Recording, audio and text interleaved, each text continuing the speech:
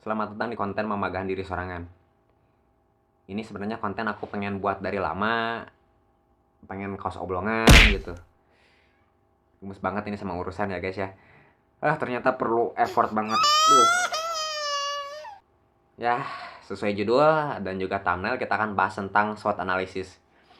Gunanya biar urusan jadi mudah dan jelas. Tapi sebenarnya meskipun prakteknya nggak simple-simple banget sih. Apalagi aku ini INTJ kan ya, perlu banget yang jelas-jelas dan clear gitu loh, biar efisien. Kalau akunya ekstrovert mah nggak perlu deh begini-beginian, gagal coba lagi, gagal coba lagi, gagal coba lagi, SI banget kan ya.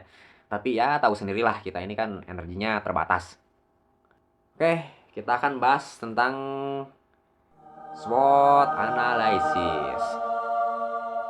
Kami INTJ sangat membutuhkan apa yang namanya efisiensi kan ya. Latar belakang kami yang energinya sedikit untuk segera solitude, bisa entah karena riwayat kesehatan dan lain sebagainya. Yang penting biar nggak terlalu capek gak jelas, urusan cepat tuntas dengan sebagaimana mestinya ya. Biar bisa tereh balik lah intinya mah. Sifat kerja keras ini SWOT yang kami rancang ternyata cukup relate dengan pola strategi INTJ, dimana harapan meh tercapai ting lah. Tapi usaha dan organisasi kita bisa tetap grow. Apa itu SWOT? SWOT adalah singkatan dari strength, kelebihan, weakness, kekurangan, opportunities, peluang, dan threats, ancaman. SWOT analysis adalah suatu teknik analisa yang digunakan untuk mengevaluasi keadaan ataupun situasi organisasi ataupun perusahaan dengan cara mengidentifikasi faktor-faktor internal dan eksternal yang dapat mempengaruhi kinerja usaha kita. Dalam analisis SWOT, kelebihan dan kekurangan internal organisasi bisa dievaluasi, sementara peluang dan ancaman eksternal dianalisa. Hasil analisa SWOT dapat digunakan untuk merencanakan strategi dan mengambil keputusan di masa yang akan datang, jauh lebih efektif dan tepat. Nah, setelah sudah diidentifikasi barusan, barulah pembuatan strategi. Karena kan tadi kita udah melakukan SWOT analisis.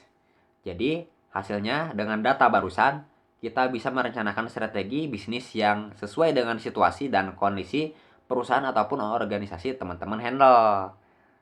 Dalam merencanakan strategi, kita dapat memanfaatkan kekuatan internal dan peluang eksternal yang telah diidentifikasi barusan, lalu mengatasi kelemahan internal dan ancaman eksternal yang mungkin dihadapi perusahaan ataupun organisasi teman-teman yang lagi handle itu.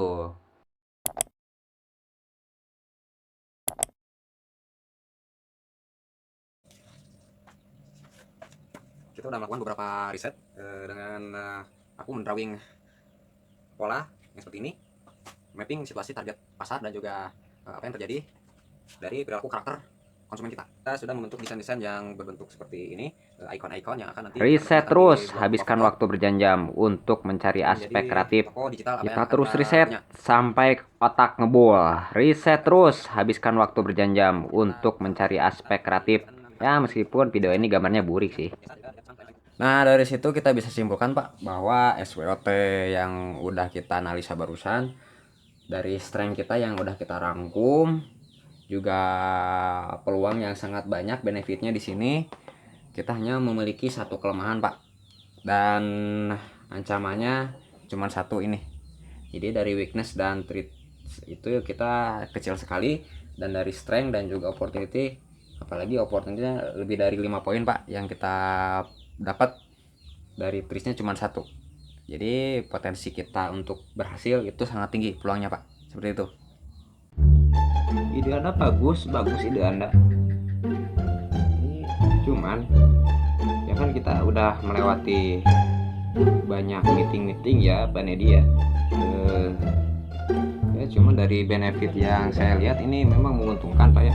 Nih susah nih, kita nggak bisa nih kalau masuk ke ranah yang ini. Benefitnya lebih banyak Pak.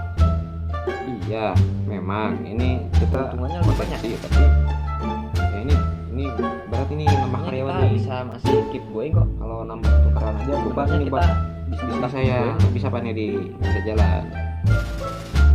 Jadi kita batalin aja ya. Terima kasih Ya, nggak bisa tuh karyawan. Ini kan cuma satu Pak. treat cuman ancamannya cuman karyawan cuman dikit ini gini.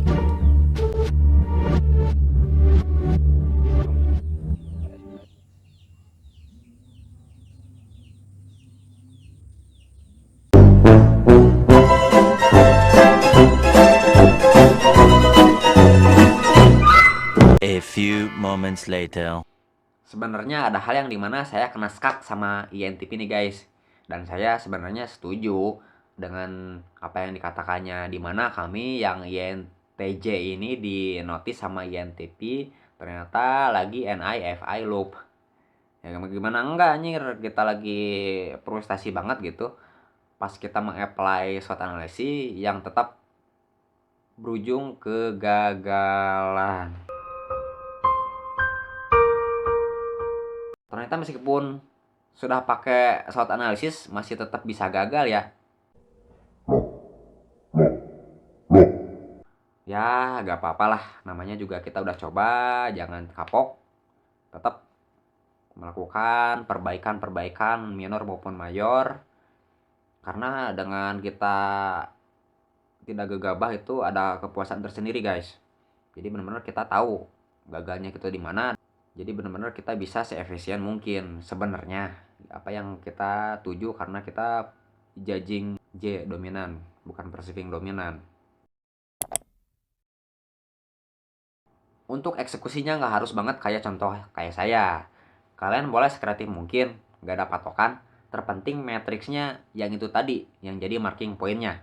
Nah, itulah beberapa langkah yang dapat diambil oleh kita untuk melakukan SWOT analysis. Dengan melakukan SWOT analisis barusan secara teratur, kita dapat memastikan bahwa perusahaan ataupun organisasi yang teman-teman handle selalu berada pada jalur yang benar dan dapat terus berkembang dan sukses di masa yang akan datang.